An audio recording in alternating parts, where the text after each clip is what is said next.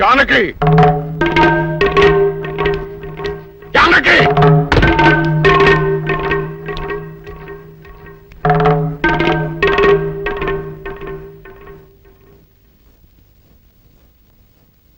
ఇప్పుడు నీ కళ్ళు చల్లబడ్డాయా?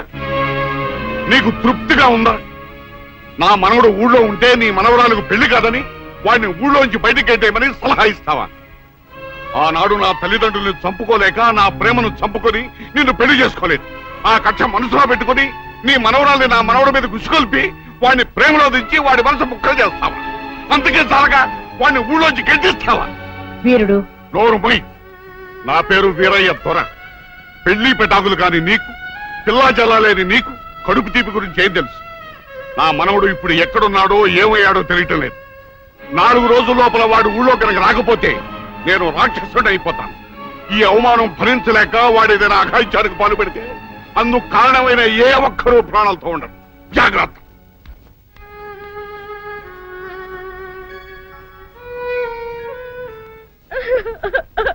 అక్క ఏంటే ఏమైందే? సీనుబాబుని ఊళ్ళో నుంచి ఎల్లగొట్టారక్క.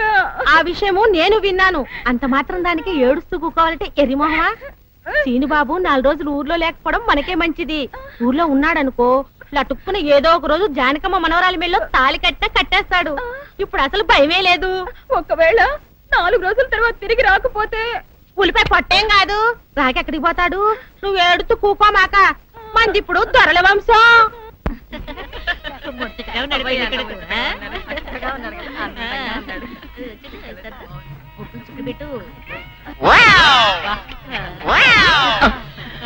ఇదేమిటి? ముక్క మీద నల్ల చుక్క కదా పెట్టాలి, తెల్ల చుక్క పెట్టారేమిటి? నల్ల బొట్టు పెడితే నీ రంగులో రంగు కలిసిపోద్ది. నువ్వు పొగ్గుకుంటావు కదా, అందుకే నేనే తెల్ల చుక్క పెట్టమన్నా. డాడీ అందరికి కాఫీ టిఫిన్ అవి అందేలేదు చూడు. అదేమిట్రా, కళ్యాణ మంటపం ఇంకా రెడీ కాలేదు? ఇటీ తీసుకోండి.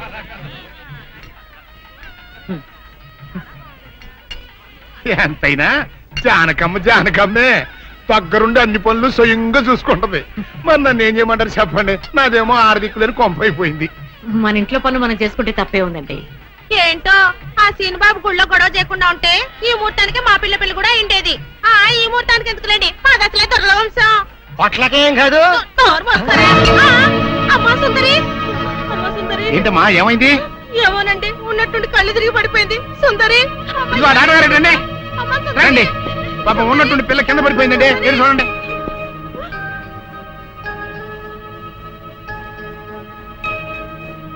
మీరేం కంగారు పడాల్సిన అవసరం లేదమ్మా. అమ్మాయి నెల తప్పింది. నెల తప్పడం ఏమిటండి? మీరేదో పొరపాటు పడి ఉంటారు. సరిగా చూడండి. పొరపాటు ఏం లేదమ్మా, అమ్మాయి గర్భవతి, 3వ నెల. అదెట్ట కుదురుతుంది డాక్టర్ గారు? ఆ సీనుగాడు పాప ఈ పిల్లని బలాత్కారం చేసి 4 రోజులు కూడా కాలేదు, అప్పుడే 3వ నెల అట్ట వస్తే? అది డాక్టర్ గారిని అడగాల్సిన ప్రశ్న కాదండి, అమ్మాయిని అడగాల్సిన ప్రశ్న. ఏమే సుకుమారి, ఏంటిదంతా? నాకేం తెలీదు. తెలీదు. మీరెవరు నాకు కందులు పెట్టినట్టే నేను మీకు రహస్యం చెప్తా. సుందరి కడుపులో ఉన్న బిడ్డకు తండ్రి నేనే. ఏంటా నువ్వు చెప్పేది? ఆపండి, ఇదంతా అబద్ధం. వీళ్ళు చెప్పేదంతా పచ్చి అబద్ధం. నాకెవరితోనూ సంబంధం లేదు. నేను కన్న పిల్లనే. ఊరుకోవే. ఆ వేరేతో మనోడు నిన్ను బలాత్కారం చేసిన తర్వాత కూడా నువ్వు కన్నెపిల్లవు ఎలా అవుతావు? వీళ్ళంతా చెబుతున్నది నిజమే అయితే నువ్వు ఆడపిల్లవే గాని కన్నె పిల్లవెలా అవుతావు? కాదు, నేను కన్న పిల్లనే. నన్ను సీనుబాబు పాడు చేయలేదు. ఏంటి? సీనుబాబు నిన్ను పాడు చేయలేదా? మరి అతనే నిన్ను బలాత్కారం చేశారని అయ్యాల పంచాయతీలో ఎందుకు అబద్ధం చెప్పావు? సీనుబాబుని నేను ప్రేమించాను, కానీ సీనుబాబు సౌందర్యని ప్రేమిస్తున్నాడు. సీనుబాబు నాకు కాకుండా పోయాడు అనుకున్న బాధతో నేను చచ్చిపోబోతే, సీనుబాబు నీకు దక్కాలంటే నేను చెప్పినట్టు నాటకం ఆడమంది మా అక్క. అంతేగాని నేను చెడిపోయిన దాన్ని కాదు. సీనుబాబు నన్ను పాడు చేయలేదు. అసలు నేనే తప్పు చేయలేదు. అబద్ధం, దాని మాటలేదు నమ్మకండి. కళ్ళు తిరిగి పట్టుకోవడంతో ఏదేదో మాట్లాడుతుంది. నోరు పోయి ముయ్యమైన కప్పనోరు. దాని అమాయకురాలు చేసి నువ్వు ఇంత నాటకం ఆడతావా? ఆ వీరయ్య ద్వారా మనవడు తప్పు చేశాడంటే నేను నమ్ముతాను అనుకున్నావుటే? నువ్వు ఆడిన నాటకం నలుగురికి తెలియడం కోసమే నేను ఇలా నమ్మినట్టు నటించాను. ఏమిటే కూసావు? నీది దొరల వంశమా? ఏది మళ్ళీ ఇంకోసారి కూతకోయి నీ పళ్ళు రాలకొడతాను. జాగ్రత్త. వాసిని అమ్మ కడుపు మారా. నువ్వు చెప్పిన మాటలన్నీ నిజమని నమ్మి బంగారు లాంటి కుర్రోణ్ణి అనరాని మాటలన్నీ అన్నాను కదంటే మచ్చలేని నా పంచాయతీ ప్రెసిడెంట్ పోస్ట్ లో తప్పుడు తీర్మానం చేశాను కదంటే, అయితే ఇప్పుడు అందరి ముందు సరైన తీర్మానం చెబుతున్నాను. ఏ రైతురా మనవడు నిర్దోషి అని తేలిపోయింది కాబట్టి ఈ సప్పిడి సుకుమారి చెల్లెల్ని ఆ బాబు పెళ్లి చేసుకోవాల్సిన అవసరం లేదు. అంతేకాదు ఈ సప్పిడి సుకుమారి తను చేసిన తప్పుకి ఈ గ్రామ పంచాయతీకి 10,000 రూపాయల జరిమానా కట్టాల్సిందే. అమ్మ జానకమ్మ, నీ మూలంగా నేను చేసిన తప్పు దిద్దుకునే అవకాశం కలిగిందమ్మా. నీ మేలు మర్చిపోలేను. సుందరి,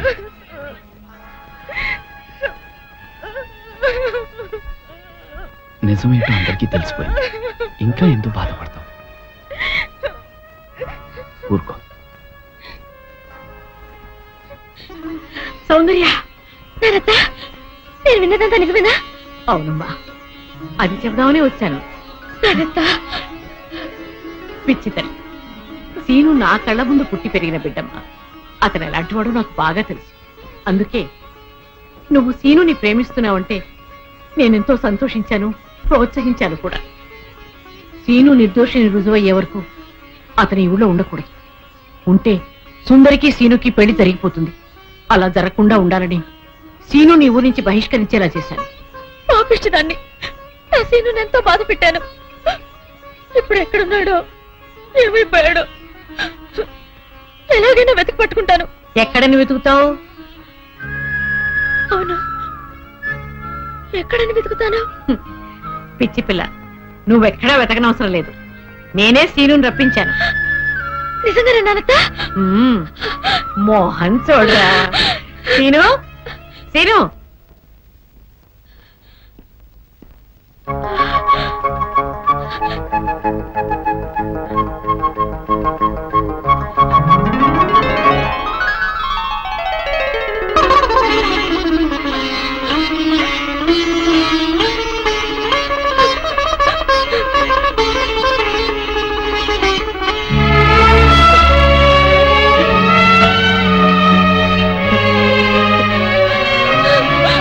సుందర్య,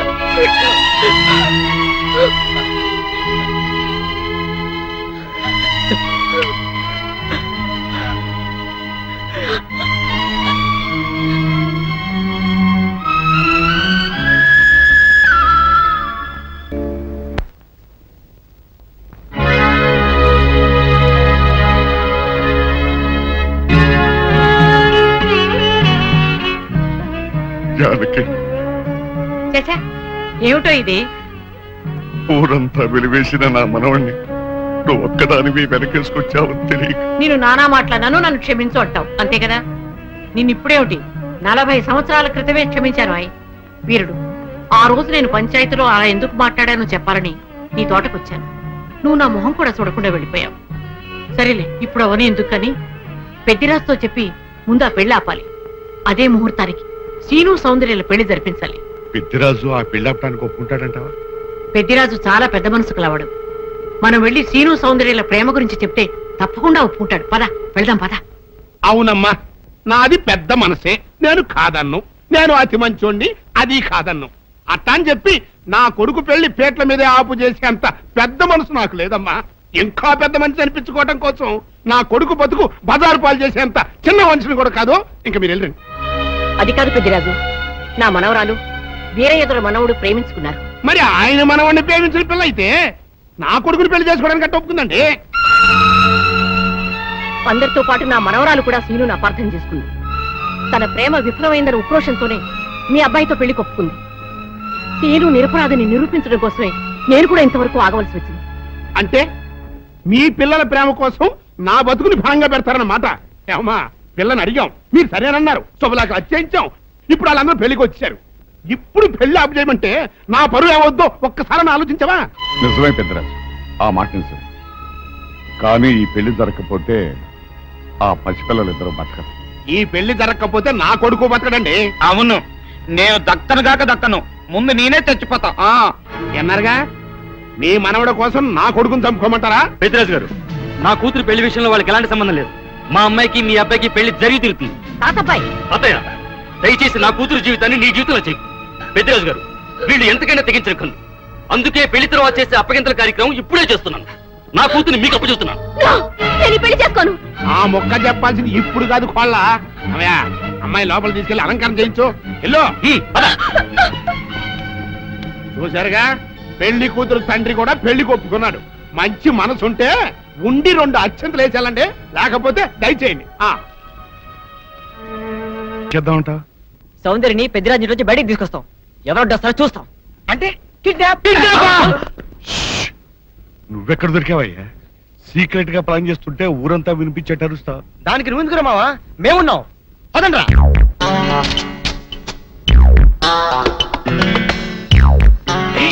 నువ్వు రావద్దు, నువ్వు ఇక్కడే ఉండు. రండి.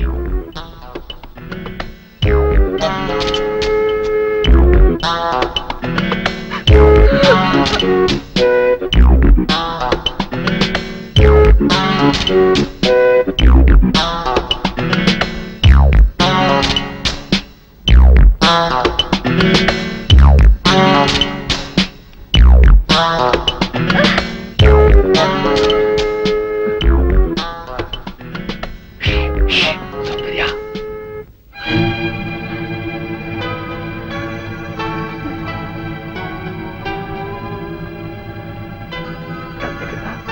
వచ్చేసేయ్.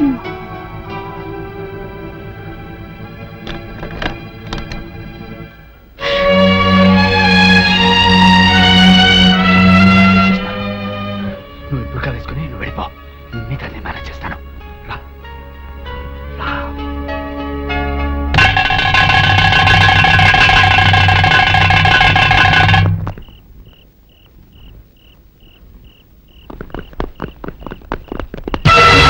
వదిలిపెట్టదు.